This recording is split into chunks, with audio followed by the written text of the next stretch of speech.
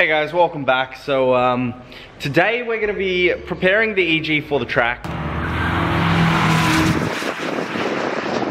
We're doing a few little things. So I did quickly service it the other day and I found out that the sump plug was actually stripped, and so it's now started to leak oil as I put it back in. But we're going to be checking over the car and doing a few little touch-ups, making sure that it is 100% ready for the track. Now everyone has told me to do brakes and tires.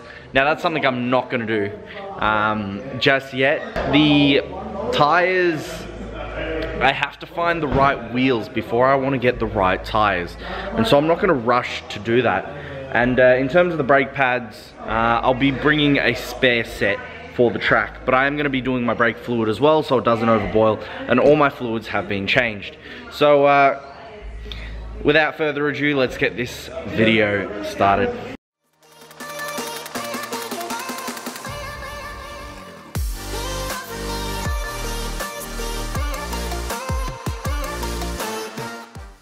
Before we get started, Justin, one of my mates came into Yem and he brought his Corolla. So his Corolla was getting fixed. It's a supercharged 90s Corolla, so it looks pretty sick, and he's going to be tracking this. So we're going to the track on Sunday together, so we're going to quickly check it out.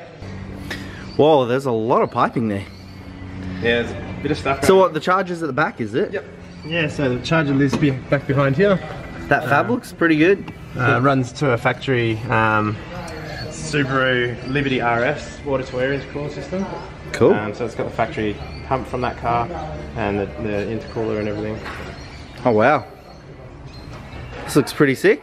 Yeah, it's not too bad. It took me about 18 months to get it ready. From when I bought the car, it's actually been crashed previously by the previous owner at Winton. So just a little bit of sorting things out and making things prettier, and now it's my dedicated track. Yeah, it looks very pretty.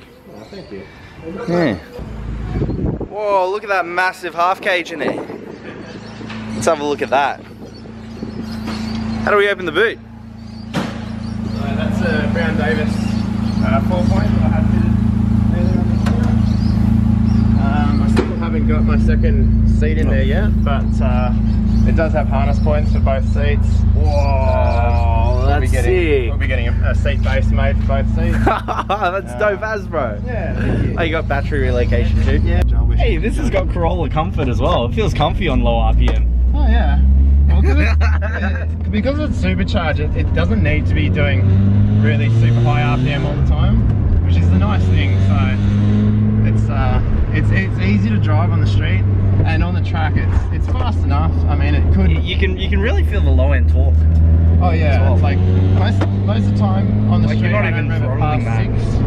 Yeah. Oh, you don't rev it past 6? No, not usually. Not on the street. Like because it's supercharged and it's got the SC12 on it. Yeah. You are limited to 7,000 RPM with the overdrive pulley. Yeah. So that you just can't spin the supercharger past there. But to be honest, it doesn't really need it. I found it sort of got more than enough torque most of the time. Oh, not bad. It's good fun. Oh shit. And then when you do wake it up, it's pretty fun. Well, cheers for showing me this, bro. This is sick. No, more than welcome. It's nice to meet you, and yeah, we'll have to try and get out there on track and maybe get some in-car footage. Yeah, definitely. Cool. So guys, we're back from that amazing drive in that Corolla. Now we're going to be working back on the Honda Civic and getting it track ready. So today, I had to buy new oil because the old oil is now leaking out of the strip sump plug.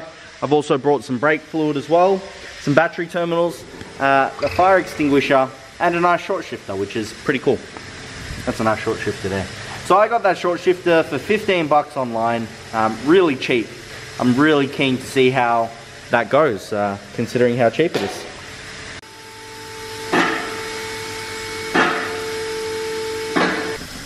So what happened was I actually did a service on it the other day and the sump plug was stripped, and so I've got Derek over here and he's going to be re-tapping everything, which is really good.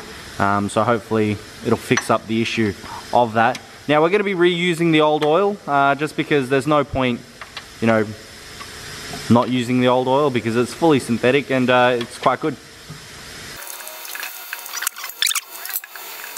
The pitch was M14 by 1.5. So we're just re-tapping that now. Or Derek is re-tapping that. Huh? What? Oh, well, yeah, fair. You. There's no I in team. Come on.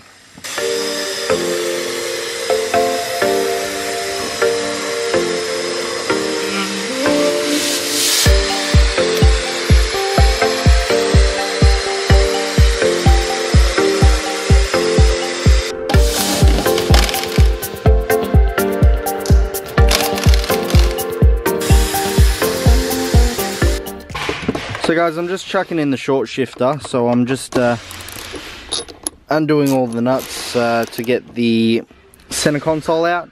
So I've got a nice short shifter to go in.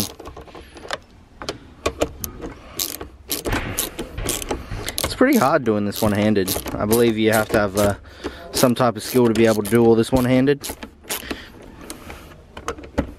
So note to self, if I ever have the choice to lose a hand, don't lose a hand. Okay guys, so to get this out, there were 2 bolts here which I've now loosened up, and there are 2 screws on each side here and here which I've removed. I thought I had to do those 2 bolts up there, but I didn't. So this is now going to come off like so eventually, once it decides to come out. There we go, and out she comes. Next things next is I'm probably going to have to remove this boot somehow. Oh, how do I remove this boot? Yep, so you just untuck the boot. This is honestly my first time doing all this stuff, but see how it goes. Pull this out.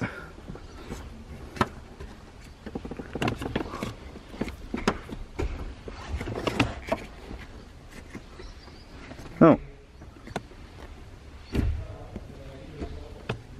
Okay, I think this is done from underneath. It's also necessary to actually get to do a shorter shift. You actually have to lift the car up. So you have to remove the shifter linkage here, and then you've also got 2 bolts here. So one 10mm there, and one 10mm there. And once you do that, you can drop the cup and ball and replace the new one in there. So yeah, let's get this started. Oh. So I've used the uni joint just because it's not, you can't exactly go directly straight up, considering the, just considering where the exhaust is. So it is a little bit, yeah, a little bit annoying. You can do this if you got a jack, but fortunately enough, we've got a hoist here, so which is really good, really good. So here's the standard shifter. It is really, really heavy. And here is the $15 short shifter.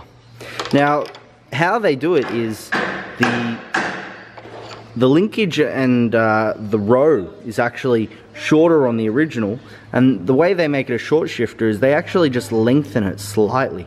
So when you move the gear stick backwards, right, it travels a further length considering the length and the angle.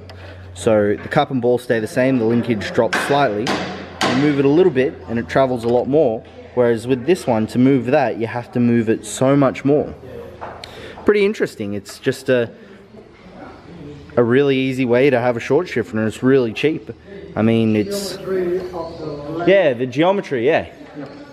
It's pretty interesting. See that? Such a simple design, huh? Yep. And you see that ratio from here to there is longer? Yes. So this one from a pivot point here to there is longer, yes. Give more length. Absolutely. Pretty cool, huh? That's all you need to do. You can use it the same thing. Just push it up, stop it further, because the longer length, it gives more throw. Feel how light this is as well compared to this one. But this is aluminum shit. It's $15 from China, that one. These are bulletproof, bloody. So here we have the cup and ball. It's now slid on, as you can see here. And next we're going to be sliding the mounting bracket over the top. The boot is a little bit torn, but that is okay. I'm also going to be getting a little bit greasy. But I don't mind a bit of grease, never hurt me. So we've now slipped that over like so. It is now in the cup and ball as well. We have our washers as well to fill up the gaps to make sure it's a tight, nice and snug fit. And we're going to start putting this back on the car now. So we're going to lift the car up again and put it under.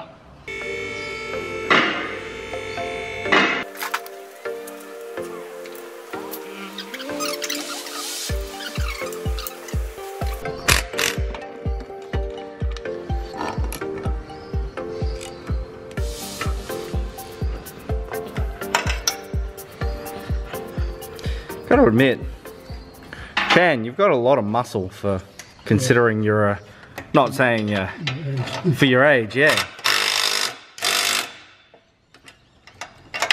Man, you put all the other old guys, not old, but people your age to change. Look at that. Big belly. So, on the boulder. The boulder you should use a lock nut, you don't tie too tight. Otherwise, that's fine. That's fine? This lock nut? Yeah. You can't tie too tight, otherwise it will not move properly. Ah. It's all done. Cool. Easy. So guys, that's a quick, easy install. I mean, it's not easy, but it's a quick install. Well, it wasn't quick either. It took me a couple hours. But there you go, that's how you do a short shifter. Okay. Hey guys, so I hope you enjoyed that little clip. I hope you guys also learned something out of it in terms of installing a short shifter. Now, it was a really, really cheap model. It was only $15. So I recommend that if you've got an EG Civic and you've got the stock gearbox, you definitely do that, because the way it feels now is absolutely amazing. It shifts and it's just so tight. Anyways guys, thank you for watching, and I'll catch you guys next time. Peace out and Merry Christmas.